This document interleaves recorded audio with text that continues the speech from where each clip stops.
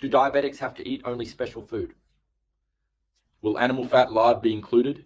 Is pork permissible for individuals with diabetes? In this video, I will provide you with valuable information about 7 common myths and truths regarding diabetes. I made another video talking about this too, but you guys commented a lot and I saw that I didn't address several myths, several facts as well. So I am currently working on video part 2.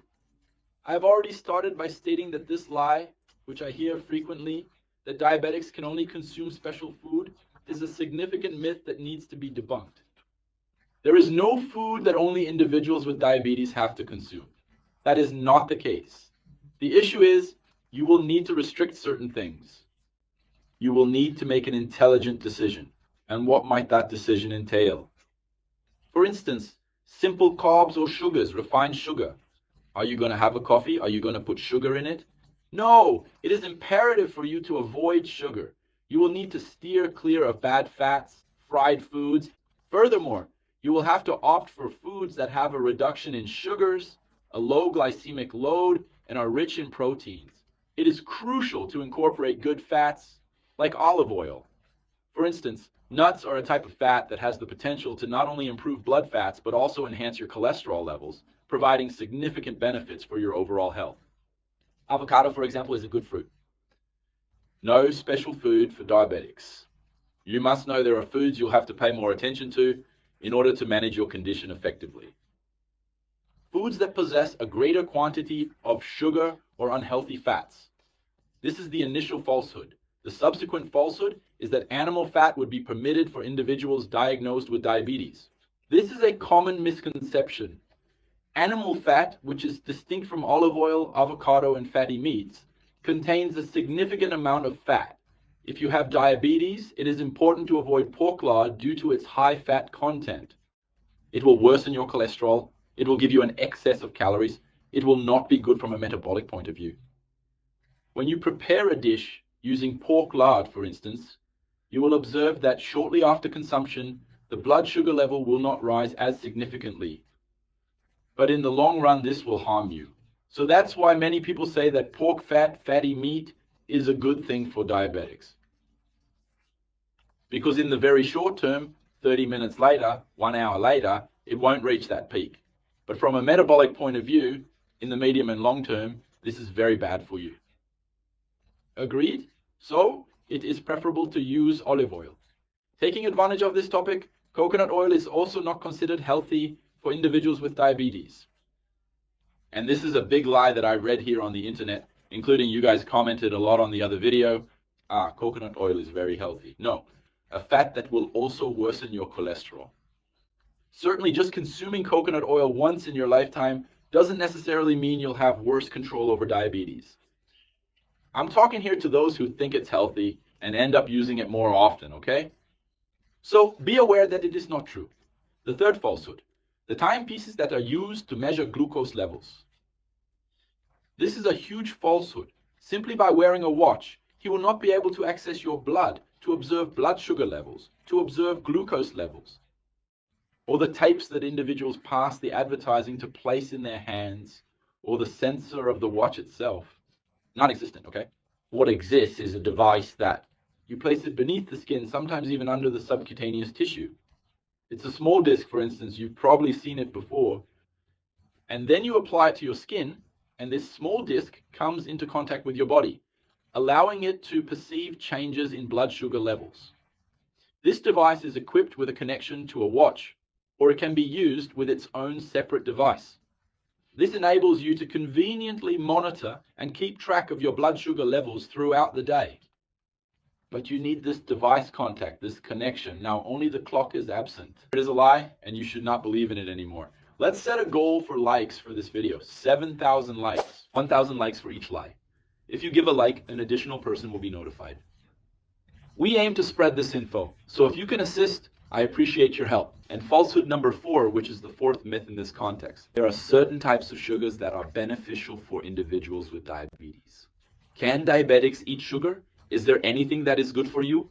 No, sugar is not good for diabetes control. We have previously witnessed that the mere fact of you consuming sweet foods will not be the direct cause of developing diabetes in your body. If you are already diabetic, it is important to avoid sugars. This includes not only refined sugar, but also foods that contain simple carbohydrates. These carbohydrates are digested by your body and converted into sugar, leading to an increase in blood sugar levels. There's no sugar that is healthy for diabetics. Demerara sugar, for instance, is not recommended. You asked a lot, oh, can I use Demerara sugar? Preferably not. If you compare Demerara sugar with refined sugar, crystal sugar, for example, Demerara sugar will be less worse. However, it is still not recommended for individuals with diabetes. The same principle applies to the natural sugar found in fruit juice form. So, grape juice, orange juice. Why are you planning to purchase, for instance, orange juice? You create the juice, you eliminate the fibers, you eliminate the pulp, and then you have a liquid, the more concentrated juice, which is abundant in sugars, thereby increasing your blood sugar levels. So even if it's 100% juice, for example, you have to avoid it if you're diabetic. But what about the lemon juice, the passion fruit juice? That's right, because these fruits, both lemon and passion fruit, have a low glycemic index. It won't increase your blood sugar as much, and a low glycemic load, a quantity of sugar. So these juices are more suitable for individuals with diabetes. I also mentioned that. And then many people commented like this, oh, so I invite you to try a lemon juice without sugar. Do you agree? Certainly I accept. I consume unsweetened lemon juice daily as part of my routine.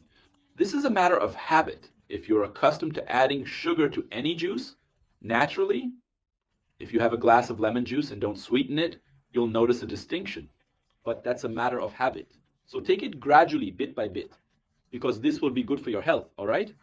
So juices, concentrated juices, even if they are 100% natural juices, they will not be good for diabetics. They will increase their blood sugar. Item 5. Sweeteners can be harmful for people with diabetes due to their toxic effects. Is this information true, or is it a false claim? Does the consumption of sweetener have the ability to induce your body to increase the production of insulin? Regarding the sweet taste, this is actually a myth, okay? Sweeteners, particularly natural ones like stevia or xylitol, are completely safe for people with diabetes, so there's no need to worry, guys. So, if you are unable to have coffee without sugar, or even the lemon juice I mentioned, you have the option to add a few drops of stevia, for example, without any harm to your health. It will be more beneficial for your health to include sugar. Additionally, the level of sweetness provided by the sweetener is insufficient to raise your blood sugar or increase insulin production. From a metabolic perspective, there is no harm to your health. Therefore, natural sweeteners are not contraindicated for individuals with diabetes. It won't harm you. There are already several studies on this, okay? It's not my opinion. They are scientific evidence and they are safe. And you can use whatever you prefer. Now, if it's like me, I like coffee without sugar and without sweetener.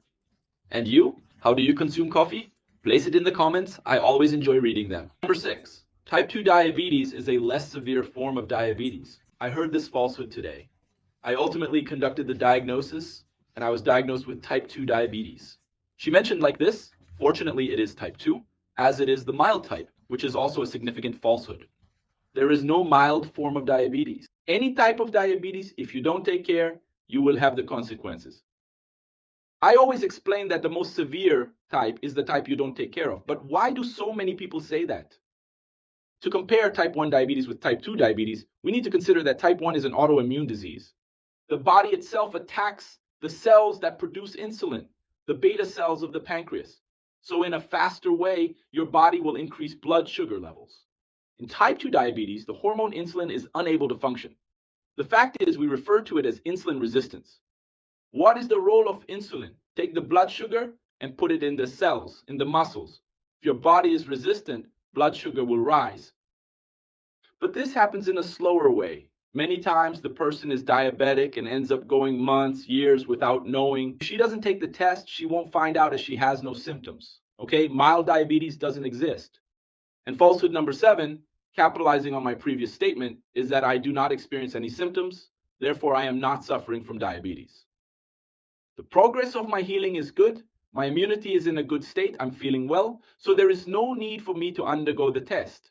What is a significant falsehood? Because a staggering 80% of individuals who receive a diagnosis of type 2 diabetes in the early stage do not experience any symptoms, not even fatigue or tiredness. Were you aware of this? This is exactly why it's crucial for you to have regular exams in order to maintain good health. From 0 to 10, what grade do you give to this video? If it is 10, I will make more videos like this. What was the lie that surprised you the most? Which one have you heard? Do you have any other? Do you want to know if it's true or false? So write in the comments. Which part of the world do you belong to? I speak from Porto Alegre, right here that I always enjoy reading. Now I am going to provide you with a suggestion to watch. It is a video in which I discuss 12 tips to decrease blood sugar levels, to lower glycosylated hemoglobin naturally, without mentioning any medication or promoting any kind of supplement. Do you want to learn more about diabetes? So in this video here, I talk about it. A hug. Until next time.